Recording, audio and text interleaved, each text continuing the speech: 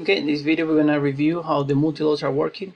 So the first thing you need to do in order to test this out or to give access to someone to do this is that you need to go to the website web interface here, and then you're gonna tell that the trucking company does have access to multi-load. So in this case, I'm on the dev server. I'm gonna click here and I want to say this company, I want to say yes, it does have access to multi-load. So as you can see here, the check mark, that means that this company have access to multi-load. And as long as the user working or the driver working for this company, as long as the user is attached to this company, which is assigned a multi-load, then the user will see that in the app, all right? So what is a new flow? Let's review the new flow on the application. So I'm gonna click on begin a new trip. Okay, I'm gonna select and here my start date, my start time, my energy company, my truck, and my load. Okay, these same as the previous version of the app. Okay, now here we enter in the new flow of the app. We are driving to the new load location that we said that we were going to. Okay, so we're going to there. Now in this case, I have to select the fluid type. This fluid type right now, it's grayed out because if we only have one fluid type, it doesn't give you the option to select because there's only one fluid type. Okay, but if I have selected another load, for example, I want to select Serafina Miura. I think it's this one. Let's give it a try. Then I can select a fluid type. Why? Because this location does have multiple fluid types. Okay. I'm gonna say oil for now. Okay. Now I can assign the wait time to load. Okay.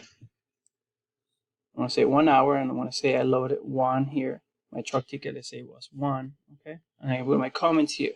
Once I'm done, click next, and then I'm gonna start.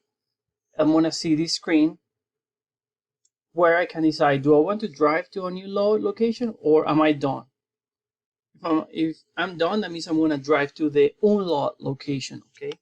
But okay, for this example, let's say I'm gonna drive to another load location. I'm gonna pick up some other fluids. So I click on the top where it says drive to new load location. Yes, okay. And I have to tell them, okay, what's my starting time and my starting date for this load location, and what's the load location that I'm going to. So I'm gonna say I'm going to this one now. Okay. Now, I'm just gonna show you one of the many things that we have done that we didn't see before. For example, when you're selecting another load location, we're gonna filter and only show you load locations that has this type of fluid, oil, because you selected oil. Okay, so we're gonna prevent the user from selecting a location that maybe has water, but if he mentioned before that he has oil, then he should only see locations that has oil attached to this, right? Okay, so let's continue.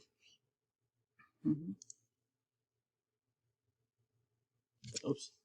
Okay, so I'm gonna select another location. I'm gonna click continue trip, and then I start driving to that load location. Once I get to that load location, then he asks me to review my information. Okay, reviewing my information will means what's the time to load,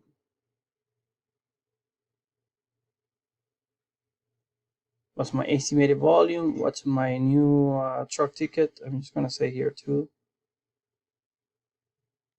Okay, and then done.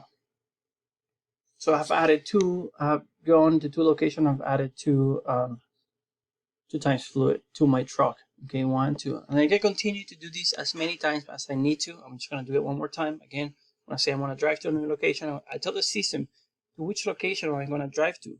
I say continue trip, which means I'm gonna drive to that load location. I get to the load location and I say, okay, in this load location, I have 2 hours of wait time. I load 3 meters cube. My truck ticket was 3, and click next. Okay, boom. That's it. So now I click next. Next it's gonna take us now. I have to tell the system where am I going to unload my fluids. So tell the system I want to unload it at Husky. Okay, and I click next, and then we jump into the normal flow that we used to have in the app, which is this one. Okay, I click on next, and then I can decide to take a picture of a ticket. Okay.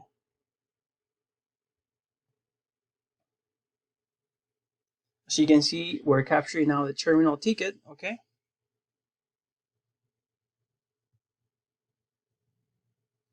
Okay, and we get to the last screen. Now we do have a few bugs here and there. Before I can send you this, for example, here you can see that it says March 26 when today is March 27.